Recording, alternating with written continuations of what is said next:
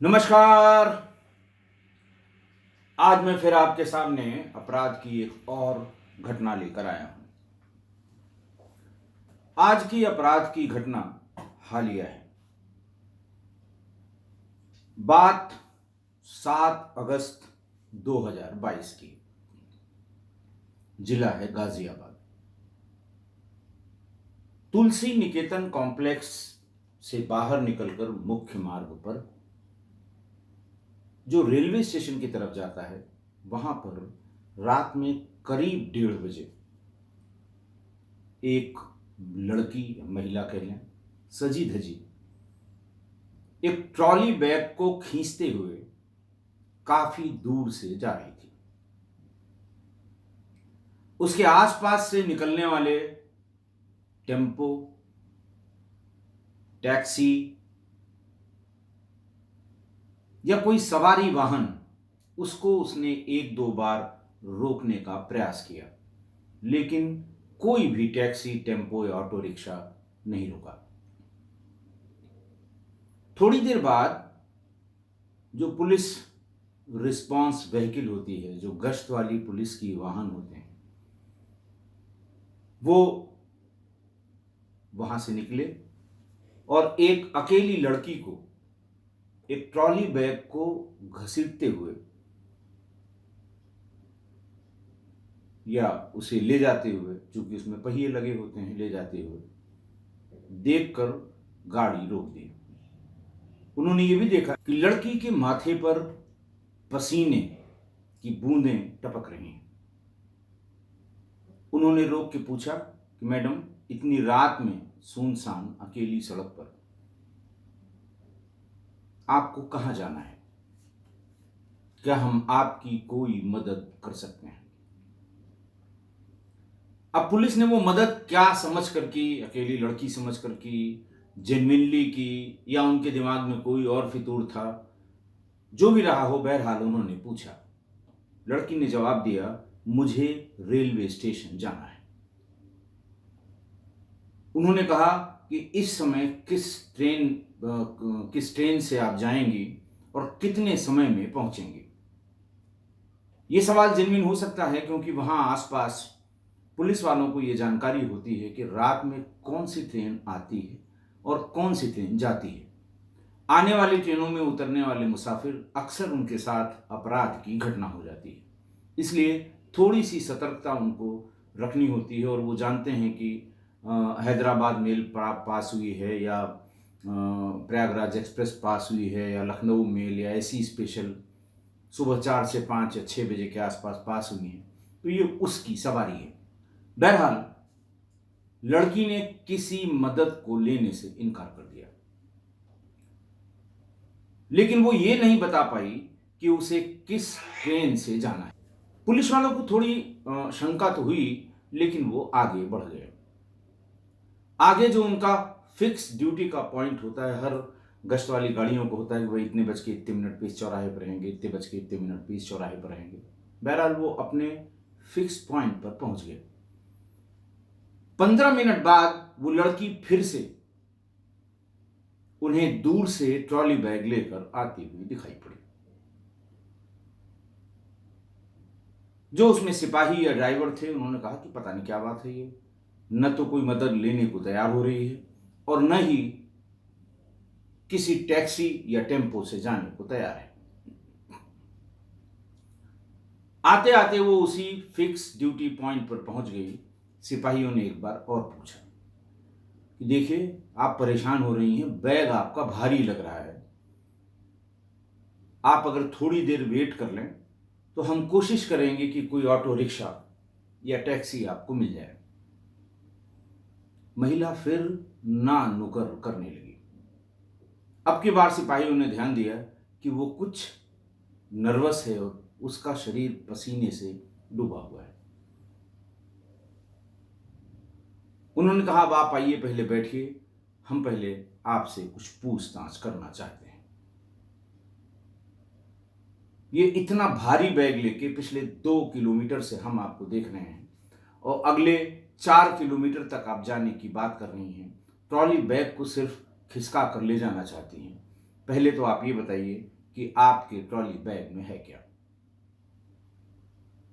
उसने कहा घरेलू सामान है। उनका घरेलू सामान। फिर उसमें से एक सिपाही ने अटैची को हाथ लगाकर या ट्रॉली बैग को हाथ लगाकर ये एसेस करने की कोशिश की कि कितना भारी है।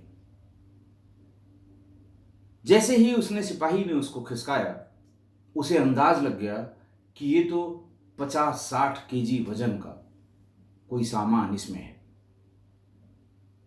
मैं फिर कहूंगा कि पुलिस ने पता नहीं किस एंगल से ये कहा कि अब आप इसे खोल के दिखा ही दीजिए।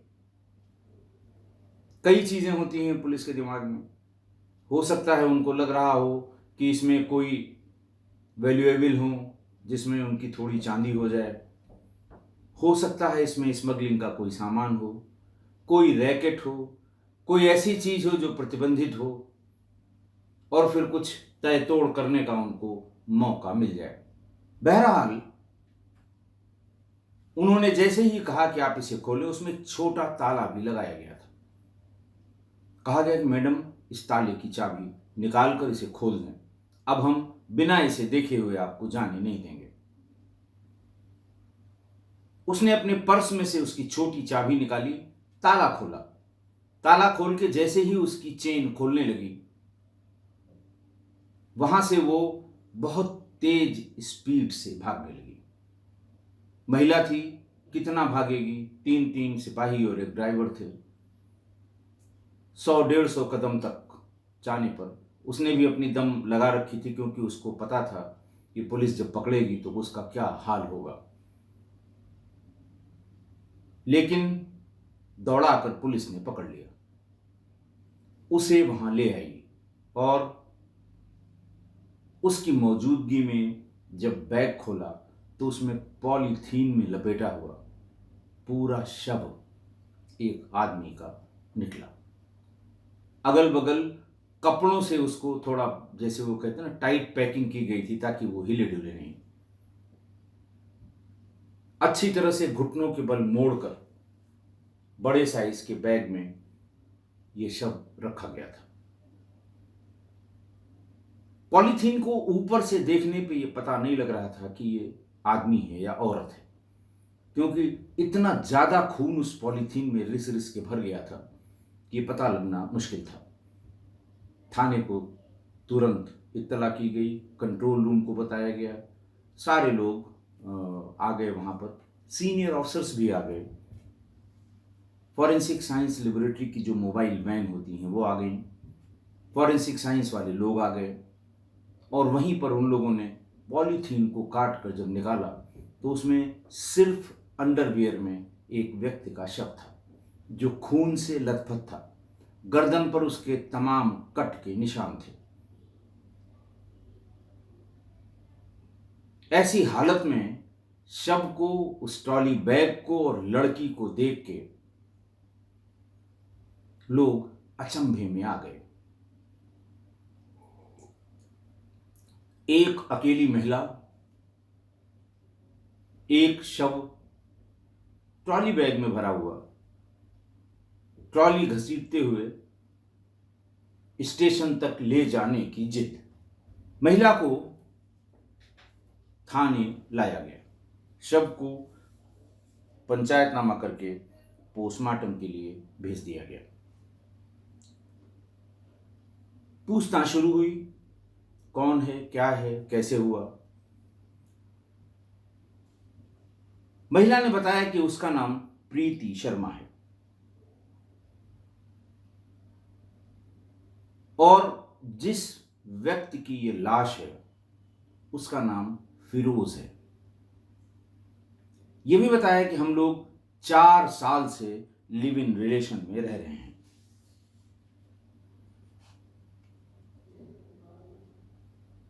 उसने बताया कि उसकी शादी पहले दीपक से हुई थी।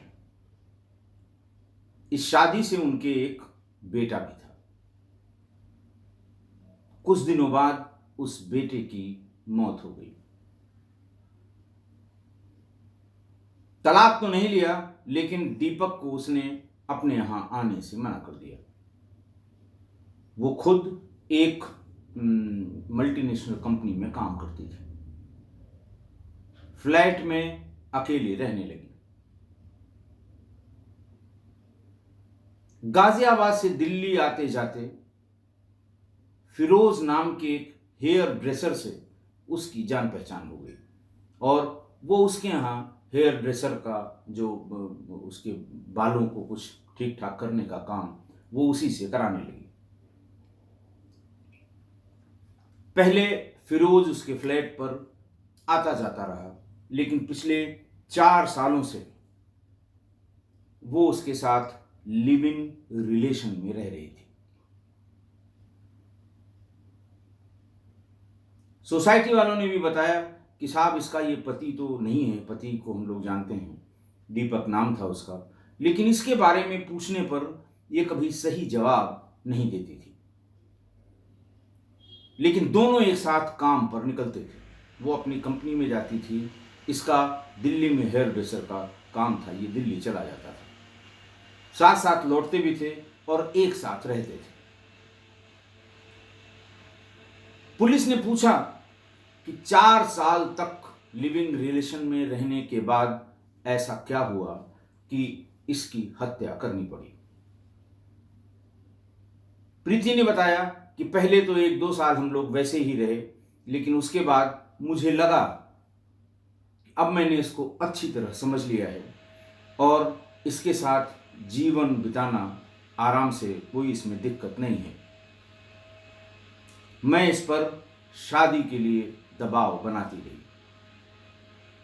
वो कोई न कोई बहाना लेकर कोई 4-6 महीने का समय हर बार लेता था कि मैं अपनी दुकान खोल लूँ तब शादी कर लूँगा, मैं फलां कर लूँ तब शादी कर लूँगा, मैं ऐसा कर लूँ तब शादी कर लूँगा, अभी पूरी तरह से दोनों लोगों का खर्चा उठाने लायक मैं नहीं हूँ।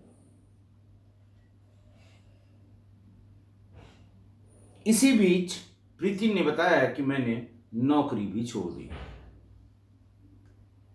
मुझे लगा कि ये जितना कमाता है या मैं जो कमा रही हूं उसमें इसको लगता है कि शायद मैं अपने लिए कमा रही हूं, वो अपने लिए कमा रहा है, इसलिए इसको यकीन नहीं हो रहा है। मैंने नौकरी छोड़ दी और उसकी तनख्वाह पर या उसके पैसों पर ही हम दोनों लोग जीवन यापन करने लगे। लेकिन फिर भी वो शादी को टालता रहा। घटना वाले दिन यानी 6 अगस्त की रात, जब वो अपने काम से रात में 9 बजे लौटा, खाना बनाया गया। खाना खाने के बाद दोनों में कहासुनी होने लगी कि अब तुम्हें एक डेट बतानी पड़ेगी कि कब शादी करोगे। अब टालने वाला कोई काम नहीं चलेगा। बातचीत होते होते बात यहां तक पहुंची कि फिरोज ने कहा कि तुमसे शादी कौन करेगा? जब तुम अपने हस्बैंड की नहीं हुई तो मेरी कैसे हो सकती हो? इसी बात पर नाराज होकर वो रसोई से सब्जी वाला चाकू ले आई और फिरोज के गर्दन पर ताबड़तोड़ कई बार कर दिए। फिर ये इंश्योर करने के लिए कि ये मरा कि नहीं मरा, इसके शेविंग किट से रेजर और ब्लेड निकाला उसने। उससे गर्दन, उसे अंदाज नहीं था कि गर्दन वाली नस कहां होती है। बहुत ढेर सारे कट लगा दिए कि कोई न कोई नस तो कटेगी जिससे इसकी मृत्यु हो जाएगी। फिर उसके सारे कपड़े उतार दिए, बाथरूम में उसको लिटा दिया, पानी उसका चला दिया, कमरे में जहां जहां चाकू मारने के बाद खून था उनको अच्छी तरह रात भर साफ किया। सुबह यानी 7 अगस्त को करीब 10 बजे वो घर से निकली।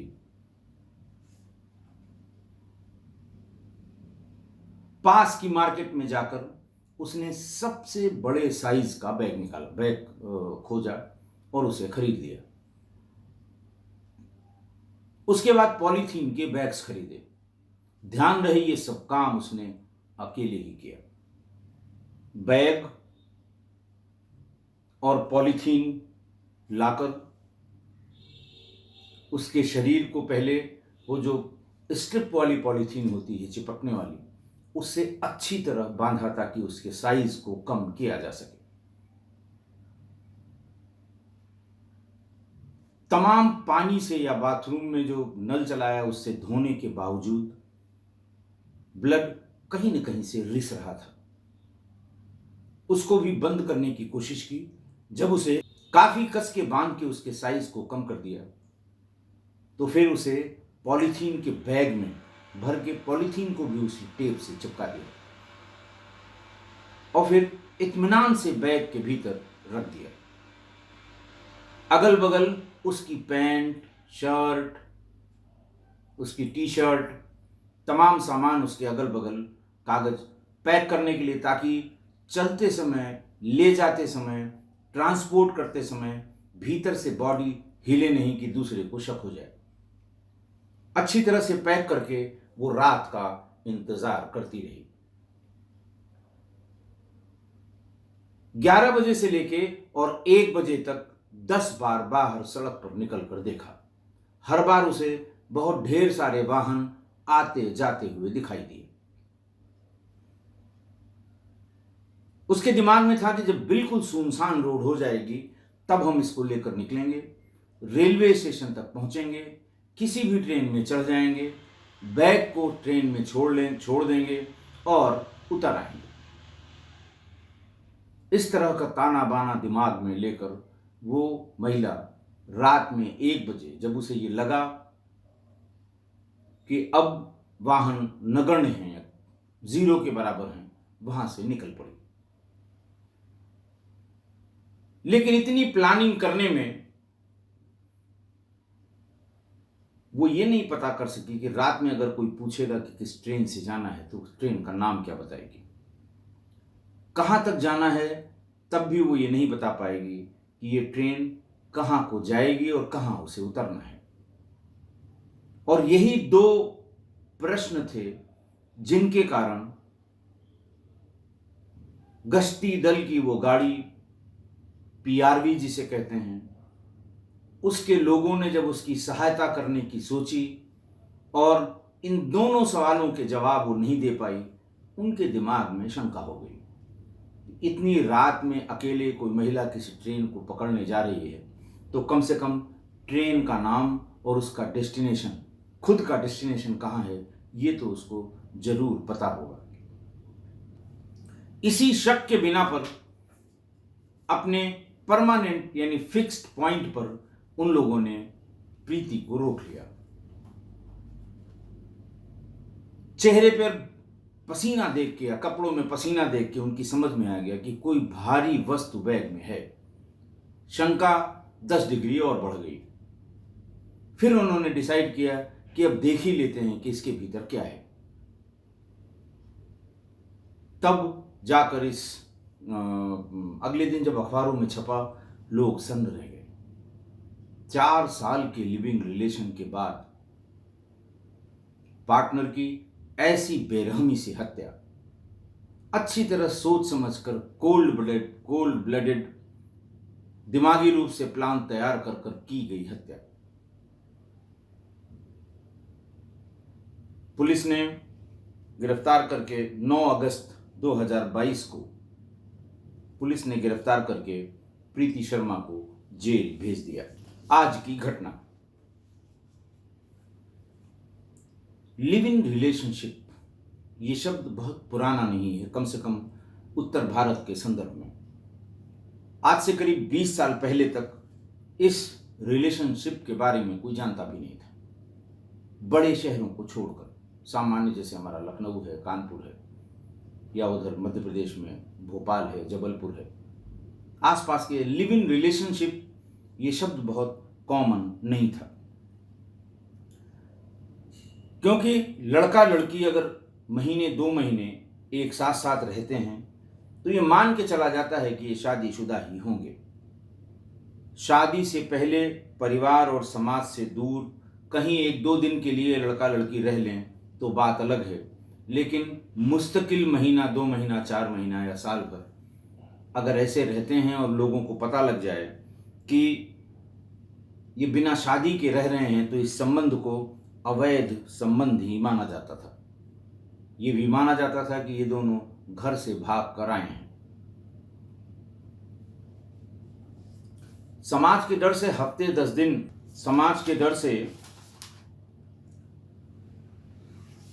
10 दिन तो बात समझ में आती है, लेकिन उसके बाद या तो ऐसे लोग किसी मंदिर में शादी कर लेते थे।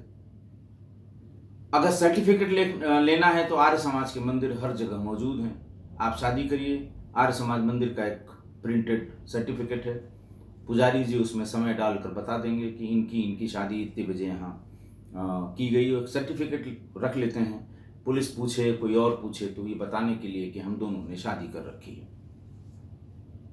या फिर वो मैरिज मजिस्ट्रेट के सामने कोर्ट मैरिज के लिए रजिस्ट्रेशन करा लेते हैं, और जो उसका स्टिपुलेटेड टाइम है 3 महीने, उसके बाद कोर्ट में ही शादी करके वो सर्टिफिकेट ले लेते हैं। लेकिन इतने लंबे समय तक बिना शादी के रहना, उस जमाने में आज से 20 साल पहले अगर ये कहीं पता लग जाए किसी फ्लैटमेट को या किसी कॉलोनी वाले को कि ये दोनों बिना शादी के रह रहे हैं,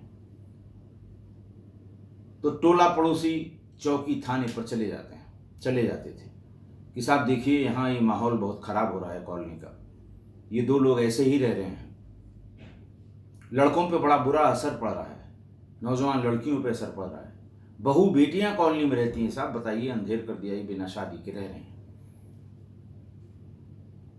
मकान मालिक पे दबाव बनाते थे कि इनको निकाल बाहर करिए, माहौल खराब हो रहा है कॉलोनी का। पर धीरे धीरे इस तरह के रहने या रिश्ते को लिव इन रिलेशनशिप का नाम दे दिया गया।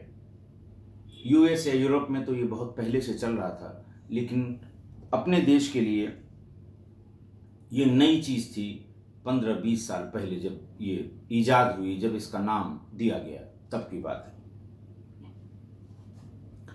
उसके पीछे तर्क भी दिए गए कि साहब शादी बड़ा पवित्र बंधन है और एक साथ रहना है और जिंदगी भर निभाना है, उसके पहले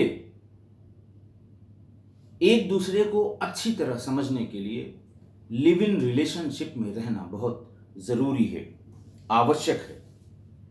इसीलिए इसको लिव इन रिलेशनशिप का नाम दिया गया। पर कोई 4 साल तक, 2 साल तक या साल भर तक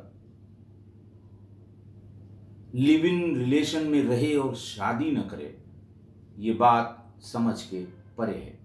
एक दूसरे को शादी से पहले अच्छी तरह समझने के लिए क्या इतना समय चाहिए? 4 साल, 3 साल? मतलब कि अगर कोई साल भर लिविंग रिलेशन में रह ले और फिर शादी करे, तो ये माना जाए कि साहब ये एक दूसरे को अच्छी तरह समझ लें, साल भर समझा इन्होंने, ये शादी सक्सेसफुल रहेगी, दोनों आजीवन एक दूसरे के रहेंगे।